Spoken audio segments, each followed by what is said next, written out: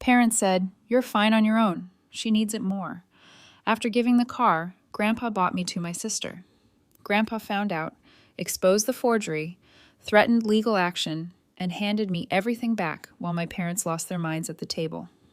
Hey, Reddit, my folks always acted like my sister was royalty, and I was just there to survive. One day, things blew up so bad the whole family got dragged into it. But before we get to the chaos, let me tell you how it all started. My name's Linda Reed. I'm 24. Live with my parents because rent around here is ridiculous, and work in a small office about 2 miles from our house. My family isn't rich, but we're not broke either. Dad's a contractor. Mom does bookkeeping. And my grandpa Henry basically built half this town back in his day. He's old school, tough guy, retired now, but still sharp as a knife. People respect him. I graduated 2 years ago. Been trying to build some kind of career since then. I work at a shipping company doing scheduling and logistics. Not glamorous, but it's a start. Here's the thing. Every morning, rain or shine, I walk to work. 2 miles there, 2 miles back. And this isn't some nice stroll through the park. Our weather is either pouring rain or freezing wind most of the year. People at work keep asking why I don't drive. I just say, "Don't have a car yet," and leave it at that. What I don't tell them is that my grandpa actually bought me a car after graduation. Brand new Toyota.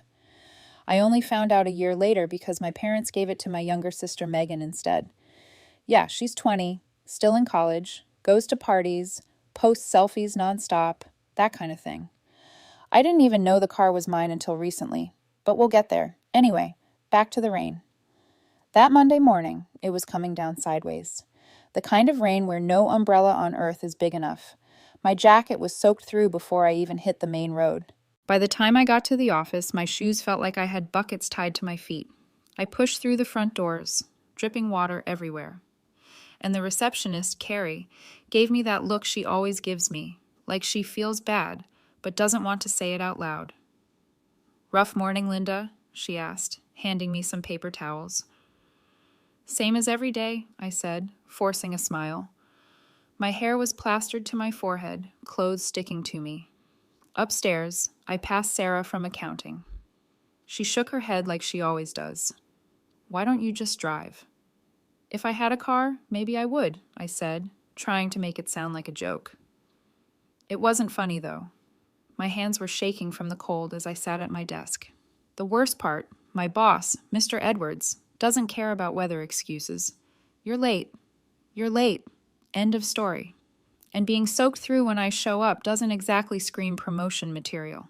Last week, I overheard him telling another manager, "Linda's a hard worker, but she looks like she's barely holding it together." That stuck with me. So yeah, the walking thing wasn't just annoying. It was actually messing with my job. At lunch, Mark, this guy I talk to sometimes, sat across from me in the break room.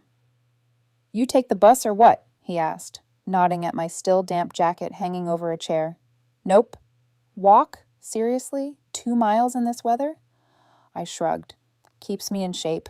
He laughed, shaking his head. "You're nuts." What was I supposed to say? Nah, my parents gave away the car that was supposed to be mine. I'm not saying that to a coworker. I had my pride. After work, it was still raining. I started the trek home, hood up, hands buried in my pockets. I cut through the park like I always do. There's this little wooden shelter near the basketball court where I sometimes stop to check my phone out of the rain. That day, I heard a voice before I even got close. Megan's voice. She was leaning against the shelter wall with one of her college friends, laughing into her phone. I was about to just walk past until I heard what she said. "Yeah, Grandpa bought me that Toyota. Sweet, right? Mom and Dad said I deserved it since I've got way more going on than Linda. She's fine walking. She doesn't do anything anyway." I froze, literally stopped in my tracks. Her friend asked something I couldn't hear over the rain, and Megan laughed again. "Linda, please. She doesn't care. She's used to it." Used to it? I felt my face heat up, even though I was half soaked and shivering. She had no idea I was standing maybe 10 feet away, hearing every word. I didn't say anything. Didn't even move until she walked off toward the parking lot, keys jingling in her hand. Then I saw it. The car. My car sitting there under the streetlight, clean and shiny, while I stood there dripping like a stray dog. That was the moment I knew this wasn't just about a car. It was about everything. The way my parents looked at me like I'd be fine no matter what, like I didn't need help, like Megan's life somehow mattered more. I walked the rest of the way home in the rain, fists jammed in my pockets, not even feeling the cold anymore, because now I knew the truth. The next day, I didn't say anything at breakfast. Megan was at the table scrolling her phone, chewing cereal like she had no care in the world. Mom was packing lunches. Dad was reading the news on his tablet. Normal morning, except I couldn't stop thinking about what I heard last night. I watched Megan grab the car keys from the counter like she owned the place. That was it. "Hey," I said, trying to keep my voice even. "We need to talk about the car." She looked up for maybe half a second, then back at her phone. "What car?" "The Toyota. The one Grandpa bought. It was supposed to be mine." She laughed. Actually laughed. "Oh my God. Are you serious? Mom and Dad already told me it made more sense for me to have it. You don't even go anywhere." I stared at her. "I walk to work every day, Megan. 2 miles in the rain. That car was meant for me." She rolled her eyes so hard I thought they might get stuck. "You're so dramatic. It's just a car. I actually have a life, college, parties, friends." "You're like, what? Work and home? Work and home? Boring." That hit harder than it should have. Dad finally looked up from the tablet. "It's 2 miles for you, daughter. 2 buses and a transfer for her. From a purely practical standpoint, the car covers more ground with Megan." "Practical for who?" I said. "You could have told me. Instead, I find out because I overheard her bragging about it." Megan shrugged, like I was complaining about the weather. "You didn't need it. I did. End of story." Mom chimed in without looking at me, just tossing something into the trash. "Linda, you've always been fine on your own." "Aw. Megan needs more help right now. She's younger. College is expensive. Just let it go." That line, "You've always been fine on your own." I'd heard it before when Megan got a laptop for school while I used the old family desktop. When she got her phone upgraded first because she's younger and needs to stay connected, even when birthdays came around and hers turned into big parties, while mine were just cake at home. I didn't say anything back then. I thought it didn't matter, but standing there now, dripping anger instead of rainwater, I realized it had been years of the same thing. Megan first. Always Megan. I looked right at her. "You knew it was mine." She put her phone down finally, smirking. "Yeah, and I still got it, didn't I?" I wanted to say a lot right then, but Dad's voice cut in. "That's enough, both of you." Nothing.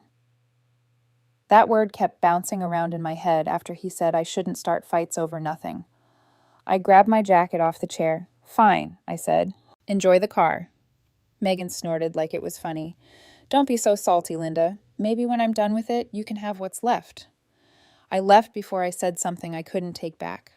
Work was rough that day. I kept replaying the morning in my head. Megan's smirk. Dad calling it nothing. Mom not even looking at me when she said Megan needed more help. By lunch, I couldn't focus on anything. Mark noticed. "You good? You look like you're about to punch a wall." "Family stuff," I said, keeping it short. The rain started again around 5. Not just light rain either. Full sideways wind, water coming down in sheets, the kind where cars drive through puddles and splash the sidewalks. And there I was, walking like always. I cut through the same park on the way home. By then, it was dark, streetlights glowing off the wet pavement. My hood kept blowing back in the wind. Halfway through, I slipped on the sidewalk, feet right out from under me, landed hard on my elbow. Pain shot up my arm so bad I couldn't move for a second. "Whoa, you okay?" I looked up. Mark. He'd been driving by and saw me go down. "Yeah," I muttered, trying to stand. My elbow said otherwise. "Get in," he said, unlocking his car. "You're going to freeze out here." I didn't argue. On the drive home, Mark kept glancing at me. "You seriously walk in this every day?" "Yeah." "You need a car." I told him everything about Grandpa, about Megan, about my parents. I told him I'd only found out last week the car was meant for me, but the words stuck. He just nodded. Mark dropped me off in front of the house. "Get that arm checked," he said. "Yeah, thanks." Inside, Megan's car wasn't in the driveway. Figures. She was probably out with friends while I sat there soaked and hurting. That was the night I decided something was going to change. Sunday morning, I was at home nursing a sore elbow from that fall in the rain. Megan was gone early, probably off to brunch or whatever she does on weekends. Mom was cleaning. Dad was out back messing with the grill even though it was too cold for it. Grandpa Henry called around noon. "Linda," he said, voice sharp like always. "You free tonight?" "Yeah," I said. "Good. Whole family's coming for dinner. 6:00. Don't be late." That was it. No explanation. Typical Henry. I didn't think much of it at first. He has these family dinners every couple months, usually nothing dramatic, just food and him giving people updates about his garden or whatever project he's into. But there was something in his tone this time, short, clipped. Later, I found out what happened. My coworker Mark goes to the same church as Grandpa Henry. Small town, everybody knows everybody. After Sunday service that morning, Mark was talking to Henry about how nice it was that he bought that new car for his granddaughter. Henry said, "Granddaughter?" Mark nodded. "Yeah, Megan. She drives it to campus all the time. Linda told me you gave it to her after graduation. Real generous of you." Henry didn't say much back, just gave one of those tight smiles he does when he's mad. Mark said he walked off without another word. So yeah, by the time dinner rolled around, Grandpa already knew something was off. When we got to his place that evening, you could feel it right away. The man wasn't smiling.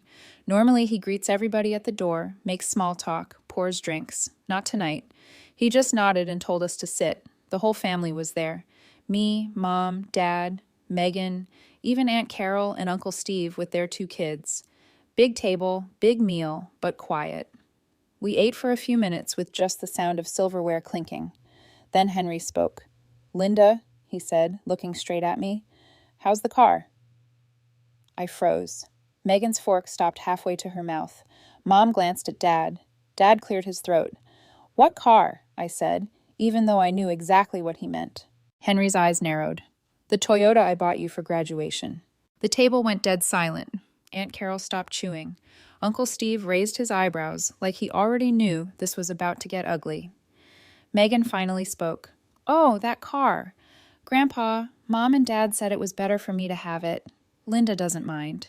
I turned to her. "Doesn't mind? You've been driving past me in the rain for a year." She shrugged. "You never said anything." Henry didn't raise his voice. He set his fork down with care and folded his hands. "Thomas, Linda, explain." Dad held up his hands. "Dad, relax. We thought it made sense.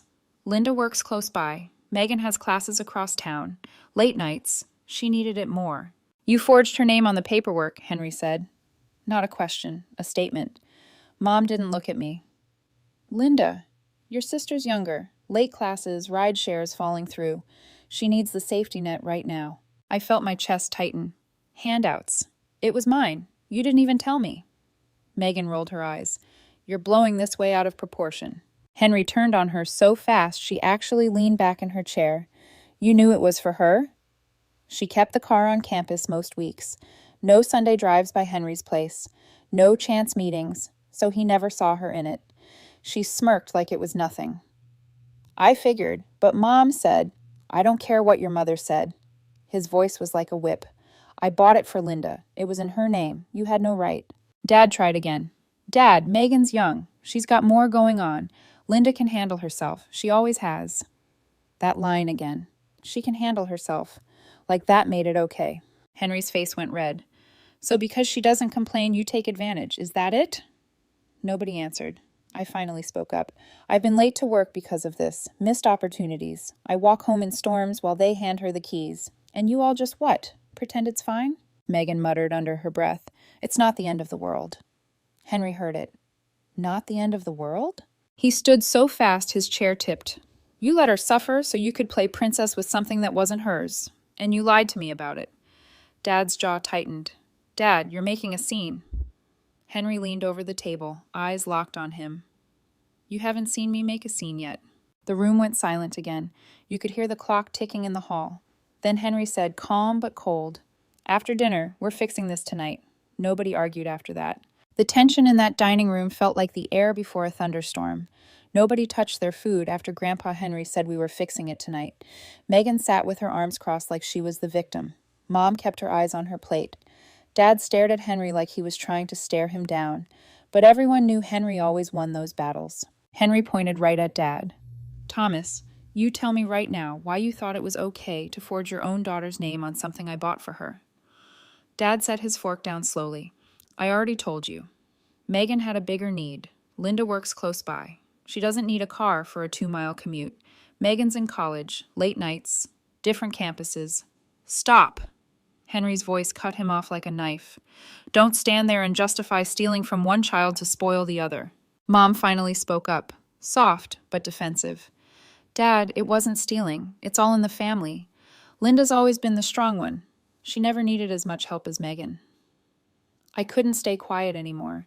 You call walking to work in storms not needing help? You think showing up drenched, late, freezing while she drives by laughing with her friends is fine? Megan rolled her eyes. I never laughed at you. Yes, you did, I shot back. Last week you drove right by while I was soaked to the bone. You waved out the window. For a blink, she looked guilty. Then the smirk slid back into place. That was just me saying hi, she said, smirking like it was all a joke. Henry slammed his hand on the table. The plates jumped. You think this is funny, Megan? Watching your sister struggle while you ride around in something that wasn't even yours? She flinched a little but kept her mouth shut.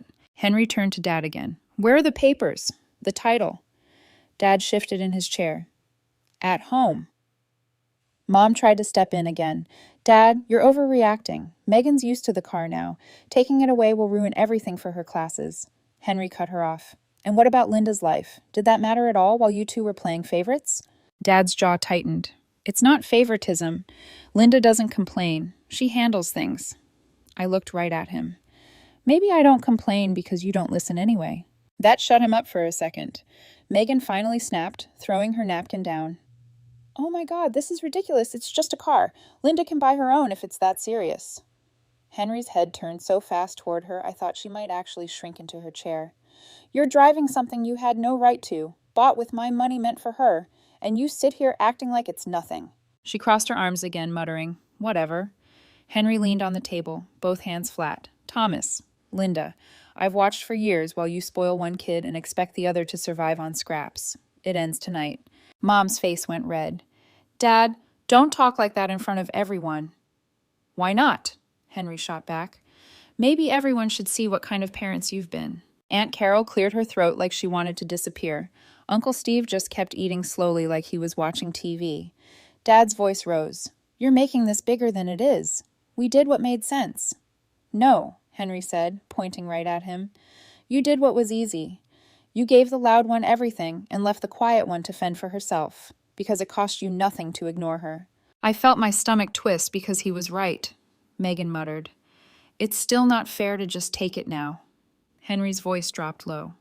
Fair? You want to talk about fair? Linda's been walking through storms while you drive past her in her car. Forged paperwork, lies, and you call that fair? Nobody said a word. Henry pushed his chair back. After dinner, we get the title. Then tomorrow the car goes to Linda. If you refuse, I call the lawyer and the police. Forgery is a crime, Thomas. Dad's face went pale at the word crime. Mom started to say something, but Henry held up a hand. Not another word. You've done enough talking. The room stayed dead silent except for the clock ticking on the wall. You could feel the whole thing splitting the family right down the middle. Henry sat back down, still glaring at Dad. Eat your food. Then we settle this. Nobody had much of an appetite after that. Dinner ended with barely anyone touching the food. As soon as plates were cleared, Henry stood up and told Dad to follow him. Where are we going? Dad asked. Your house, Henry said. We're getting the paperwork right now. Nobody argued. Mom looked nervous, but didn't say a word. Megan huffed like this was the biggest inconvenience in the world. Aunt Carol and Uncle Steve stayed behind with the kids while the rest of us drove back. At the house, Dad went straight to the filing cabinet in the office. Henry stood in the doorway, arms crossed, eyes locked on him the whole time. Dad pulled out a folder and handed it over. Henry opened it, flipping through slowly. Then he stopped, held up one page, and his face went hard. Linda, he said, come here. I walked over. At the top of the page was my name, neat and typed. At the bottom, a signature that wasn't mine. Henry turned on Dad. You forged her signature to transfer the title to Megan. Most of the mail and the insurance were under my parents' address and policy anyway. Anything from the DMV went straight to them. Dad didn't even deny it. It was just easier that way. Linda was at work. We needed the paperwork done fast. Fast? Henry snapped. You needed it fast so you could give away something that wasn't yours. That's what you mean. Mom jumped in from the hallway. Dad, stop acting like this is criminal. It's family business. We were just trying to help Megan. Help her? Henry's voice was rising now. You lied to me. You stole from her. You left her to freeze in the rain while you played favorites. And now I see forgery on top of it. Megan leaned against the wall, arms crossed. It's still just a car. You're all acting like it's life or death. Henry wheeled on her. It's not about the car anymore. It's about respect, about fairness, about the way this family treats Linda like she doesn't matter. She rolled her eyes. Whatever. This is so dramatic. I finally spoke. Megan, you knew it was mine. You saw me walking every day. You knew what Mom and Dad did, and you didn't care. She shrugged. I didn't ask for it. They gave it to me. And you didn't refuse either, I said. You drove right by me like it was funny. Her mouth opened like she had a comeback, but nothing came out. Henry turned back to Dad. You forged her name for what? So she could ride around like some queen while Linda works her tail off. What else have you lied about? Dad slammed the drawer shut. Nothing. We just thought Megan needed it more. Henry held up the paper. You understand this is illegal, right? Forging a signature. Dad glared. You wouldn't call the cops on your own son. You want to test me? Henry's voice was ice. Because I will. This ends tonight. Mom's voice went sharp. Dad, you can't just undo everything. Megan's used to the car now. Taking it away will mess up her whole semester. Henry pointed at me. And what about Linda's life? Did it matter at all to you? Did it matter when she walked through storms while you two covered for Megan? Did it matter when she showed up to work soaked while Megan blasted music driving by in her car? Mom went quiet. Henry shoved the folder into my hands. This belongs to you. Tomorrow we change the title back legally. If Thomas or Linda so much as hesitate, I call the lawyer myself. Dad's face turned red. Dad, this is insane. We're family. Henry didn't back down. Family doesn't steal from each other. Family doesn't lie. You lost the right to hide behind that word the second you pulled this stunt. The room went silent except for the rain hitting the windows. Then Henry spoke again, slower this time. And since you clearly can't be trusted, there's something else you all need to know. Mom frowned. What are you talking about? Henry looked right at me. I've been saving money for Linda since she was a kid. A trust fund. Planned to give it to her later, but now after this, I'm moving it out of your control permanently. Mom's jaw dropped. Dad stiffened like someone had punched him. Megan stopped smirking. You can't just do that, Dad said.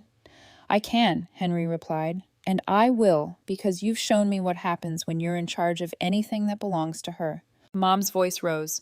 Dad, be reasonable. We needed to help Megan. She's younger. She needs support.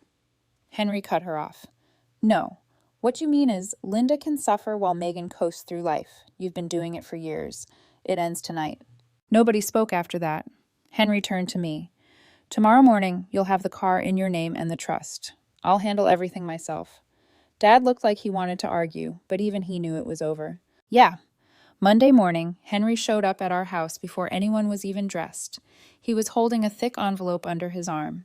He didn't knock, just walked in like he owned the place, which honestly he kind of did. Linda, he said, handing me the envelope right there in the living room. This is yours. Dad came down the stairs, buttoning his shirt. Dad, what's going on now?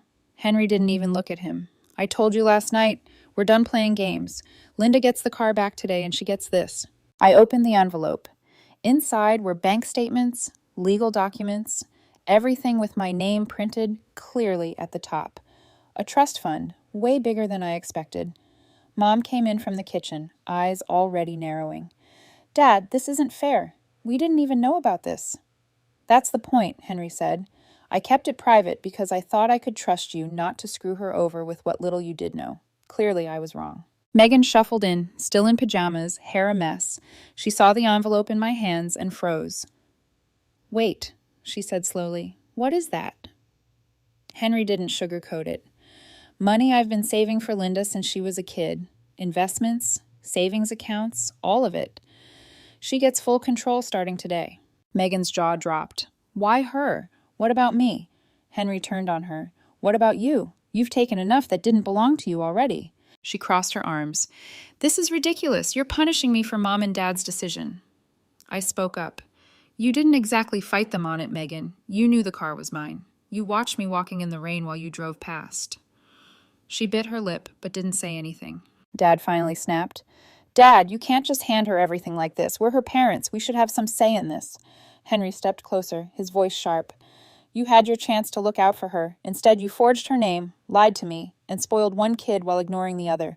You're done having a say. Mom's voice rose tight and angry. You always favor Linda. Megan's the younger one. She needs more help. Enough, Henry cut her off. Every time you say that. What you really mean is Linda can carry all the weight while Megan coasts through life. You call it helping her, but it's just easier for you. You think because Linda doesn't complain, it doesn't hurt her. You've turned her into the pack mule of this family. That hit harder than I expected because it was true. Megan tried again. You act like I stole the car myself. I just took what they gave me. Henry pointed at her. And you never once thought to give it back when you found out it wasn't yours. Never once thought about your sister walking to work every day. She didn't answer. Henry turned back to Dad. I warned you last night. We transfer the car title today. I already called my lawyer this morning. If you refuse, we press charges for forgery. Dad looked stunned.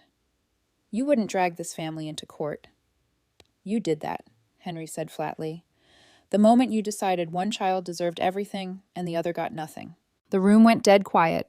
I looked down at the documents again. My name everywhere. Accounts I never knew existed. Years of savings, investments, enough to change everything. Megan muttered, So she gets the car and the money. That's insane. Henry shot her a look that shut her up instantly. Linda gets what was always hers. You had no right to any of it. Mom tried one last time. Dad, be reasonable. Megan's classes, her life. It all depends on that car now. You're ruining her future over some paperwork. Henry's eyes went cold. And what about Linda's future? Did it matter when you made her walk in freezing rain while Megan drove past? Did it matter when you lied to her face about something meant for her? Mom opened her mouth, then closed it. Henry handed me another paper. This gives you full control of the trust starting today. They can't touch a dime of it, and they won't touch the car again either. The lawyer had already filed the transfer. The bank would flip full access as soon as processing cleared. Dad stared at the floor. Megan looked like she wanted to scream but couldn't find the words. I finally said it out loud. I'm done letting you all treat me like I don't matter. I'm not your afterthought anymore. Henry nodded like he'd been waiting to hear that. Good, because things change starting now, and if anyone here tries to stop it, I'll drag this whole thing to court myself. Nobody argued this time. Then by noon that same day, Henry had me and Dad at the DMV. He wasn't giving anyone time to think this over or try to back out. The clerk looked over the paperwork, typed a few things into her computer, and handed me the new title. My name, not Megan's, not my parents'. Mine. Dad stood there stiff the whole time, jaw tight, not saying a word. Henry didn't even look at him. When we walked back out into the parking lot, the Toyota was sitting right there. For the first time since this whole thing started, I had the keys in my hand. Henry clapped me on the shoulder. It's yours now, the way it should have been from the start. Dad muttered, This could have been handled differently. Henry turned on him fast. No, you had your chance to handle it, and you blew it.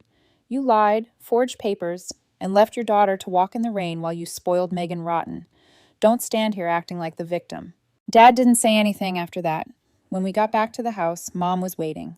Henry had me call the insurer from the DMV lot. The policy moved under my name, and I took both sets of keys. She saw the keys in my hand and the title folder under my arm, and her face went tight. So that's it? She said. You just take it away from Megan like she doesn't matter. Henry glared at her. You made Linda not matter for a year. Now you're upset Megan loses something that was never hers. Unbelievable. Megan came down the stairs, then saw the folder and stopped cold. You actually did it? I nodded. It's mine now, legally. Her arms crossed instantly. This is such crap. I need that car for school. How am I supposed to get around now? Henry didn't let her finish. Maybe ask the parents who caused this mess. Or try walking like your sister's been doing for a year. Actions have consequences, Megan. She glared at him, but didn't talk back this time. Henry pulled the trust paperwork out of the folder and set it on the table. Linda, this gives you full control starting today. Bank accounts, investments, everything in your name alone. Your parents have zero access. I've already called the bank to confirm. Mom snapped. You can't cut us out like this. That money was supposed to be for the family. Henry's voice went cold. No, it was for Linda. I saved every dime myself. You didn't even know it existed, and after this stunt, you never will again. Dad finally spoke up. You're tearing this family apart over one mistake. One mistake? Henry's hand hit the table so hard the papers jumped. You stole from your own daughter, lied about it, let her suffer so Megan could play queen. That's not one mistake. That's who you are. The room went silent. I signed the paperwork while they all watched. Henry stood beside me the whole time like a witness. When I finished, he said loud enough for everyone to hear, "It's done. Linda controls her own future now. Nobody here touches what's hers ever again." Mom tried again, voice sharp now. So what? She just takes the car, the money, everything, after we raised her? I looked straight at her. You raised me to carry everything while Megan got handed everything. You don't get to play the hero now. Megan muttered, You're acting like you had it so bad. I turned to her. You drove by me in the rain while I walked miles to work. You knew the car was mine. You said nothing. You laughed. So yeah, Megan, I had it bad enough. She looked away, arms still crossed. No comeback this time. Henry faced my parents. You two should be ashamed. You talk about family, but you only ever looked out for one kid. The other you left behind because it was easier for you. Dad's face was red. Mom's lips were tight. Neither spoke. Henry looked at me then. You have the car, the trust. Use both to build something better. Move out if you want. Start fresh. You don't owe them anything now. And for the first time, I realized I didn't. That evening, I packed my things. Just the essentials for now. The house was tense and silent while I loaded the car. Mom sat at the table staring at nothing. Dad stood outside smoking, saying nothing. Megan stayed in her room with the door shut. Henry helped me carry the last box. You sure about this? He asked. Yeah, I said. It's time. He nodded once. Good. Don't let them drag you back into their mess. I drove away before dark. Rain started again halfway across town, but this time I was dry, warm in a car that was actually mine. I didn't know exactly where I was headed yet. Maybe an apartment, maybe somewhere farther away. But I knew one thing. I wasn't coming back to be the family's afterthought again. They could keep their excuses. I had the keys, the trust, and for the first time in years, control over my own life. And I wasn't giving it up.